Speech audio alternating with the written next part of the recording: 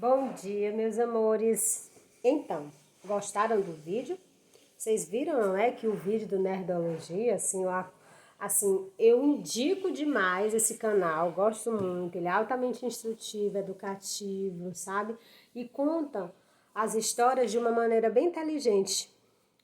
Então, eu gosto muito dos vídeos que são postados no canal do Nerdologia. E da forma como eles trabalham também diversas temáticas, certo? Meus amores, então aí nós conhecemos um pouco mais sobre a história de Martinho Lutero, né?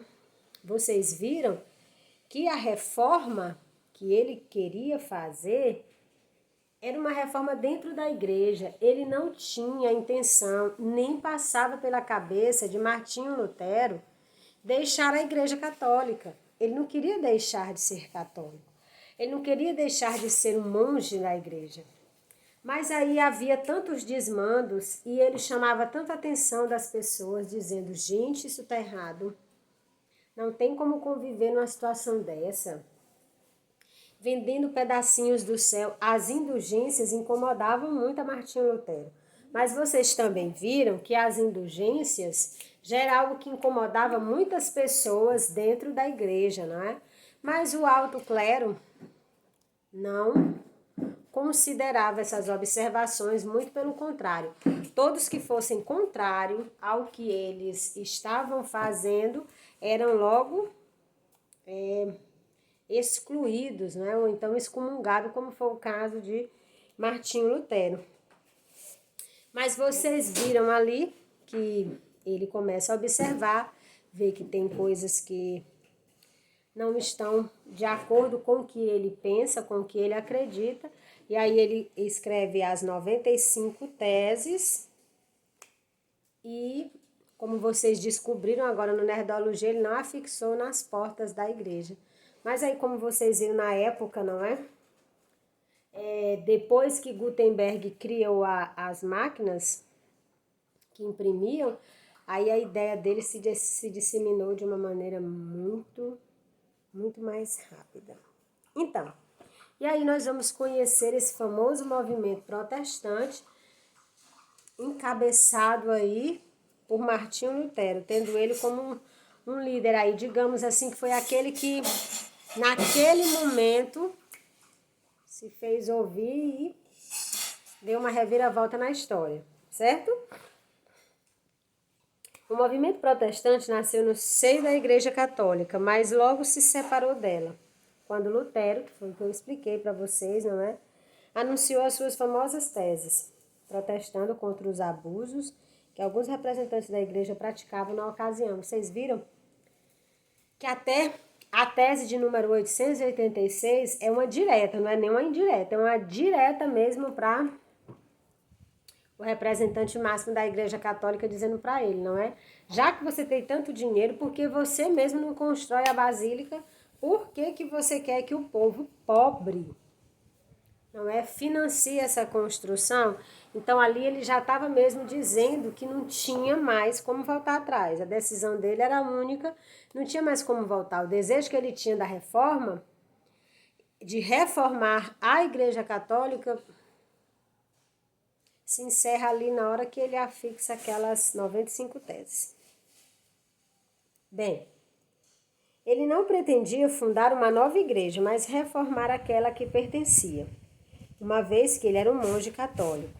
Entretanto, os fatos se desdobraram de tal maneira que ele e seus adeptos foram expulsos da Igreja Católica e acabaram iniciando outra forma de cristianismo, que, embora tenha muito em comum com o catolicismo, tem vários aspectos diferentes.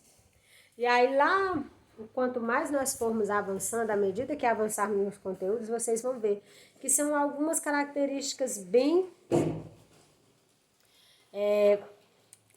entre a Igreja Católica e a protestante que são bem perceptíveis, facilmente você percebe. Uma das primeiras que você percebe logo é com relação ao pastor e ao padre. O padre não pode se casar e o pastor pode constituir família, não é? Mas isso nós vamos ver mais para frente. Na Alemanha, onde a reforma nasceu, Os adeptos do protestantismo são chamados também de evangélicos. No Brasil, popularmente, esse termo se aplica mais aos pentecostais e neopentecostais. Aqui nos boxes informativos explicam, não é? Neopentecostais e pentecostais são igrejas, não é? Que tem ali como, digamos assim, creem, não é? Firmemente ali na manifestação do Espírito Santo. Vale lembrar aqui que Pentecostes era uma festa que acontecia, não é? No tempo de Cristo. Mais precisamente, houve um evento que deu muito destaque para essa festa. Essa festa já era comum lá em Jerusalém. Era uma festa bastante comum, mas ela ficou ainda mais conhecida por conta do evento que acontece em Pentecostes, que é quando há o derramamento que nós chamamos de derramamento do Espírito Santo. Quando o Espírito Santo se manifesta, não é? Sobre os apóstolos, dando a ele uma série de... eu vou usar o termo poder, mas esse não é o termo adequado, né? Uma série de poderes a eles, não é? Enche-os de coragem e ousadia. É tão tal que depois disso eles perdem completamente o medo, depois de Pentecostes, não é? Ao derramamento do Espírito Santo. E aí eles vão pregar a palavra de Deus com ousadia, coragem. Muitos vão perder a vida por isso, mas uma vez que o Espírito Santo se derramou sobre eles, aí eles perdem totalmente o medo. E o único medo que eles realmente têm é de não pregar a palavra de Deus. Certo? E aí tem igrejas hoje que elas têm ali como sua base ali fundante a manifestação do Espírito Santo nos seus cultos. Aí tem a igreja de Pentecoste e a igreja que são conhecidas como o Novo Pentecoste, as neopentecostais. E aí entre essas igrejas neopentecostais tem a Igreja Universal do Reino de Deus, a Internacional da Graça de Deus, a Renascer em Cristo e a Cristo Vive. Essas são umas das igrejas, não é? Consideradas neopentecostais, certo? Bem, uma característica geral dos adeptos da Reforma é o seu apego à Bíblia. Os católicos, o texto aqui, se não for bem interpretado, acaba deixando a entender que o católico não tem apego à Bíblia. Não, o católico tem apego, valor, orienta-se pela palavra de Deus. Agora, o católico também, ele reconhece a autoridade do Papa, ele reconhece os dogmas da igreja, ele reconhece como aqui no próprio texto diz, os homens e mulheres da igreja, os pais e mães da igreja, diferentemente dos evangélicos que só realmente reconhecem mesmo a autoridade ali de Deus contida nas palavras das Sagradas Escrituras, certo? Cada fiel tem o direito de ler e entender a Bíblia diretamente, sem a interpretação de uma instituição. É por isso que existem tantas denominações evangélicas e uma só igreja católica. Bem, aqui deixa eu explicar para vocês. No catolicismo, até mesmo, daqui a pouquinho, no próximo parágrafo, ele já explica que dentro da Igreja Católica há algumas ramificações ali dentro da própria Igreja Católica. Tem a Legião de Maria, tem o RCC, tem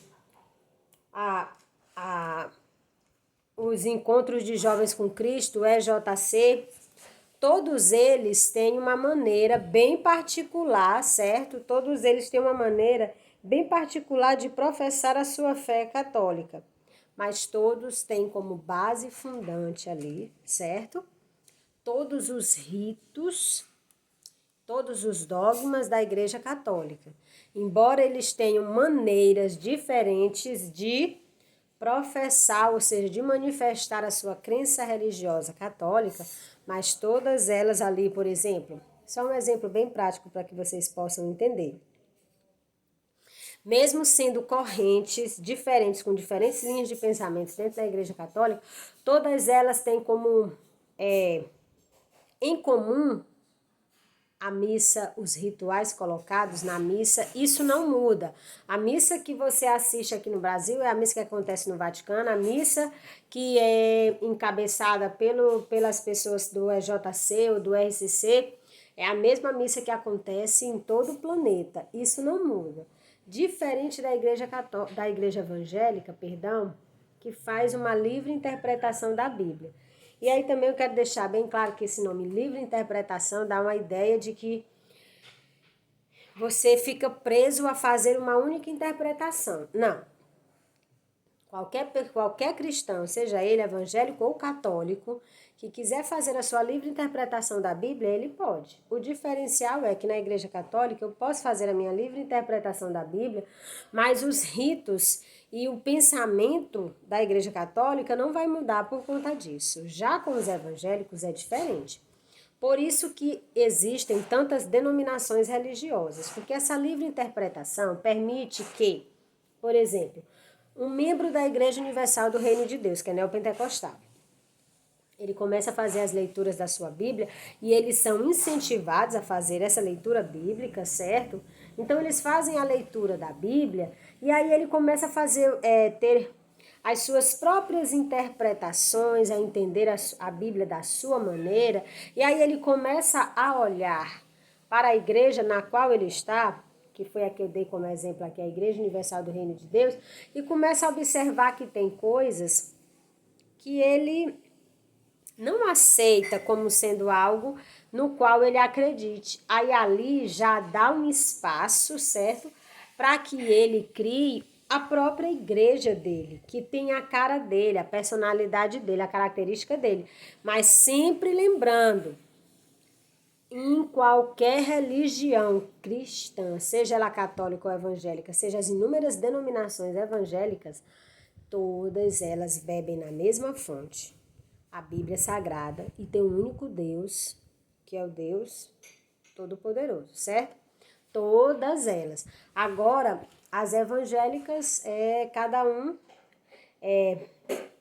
vive a fé segundo ele faz a sua própria interpretação da Bíblia, ok?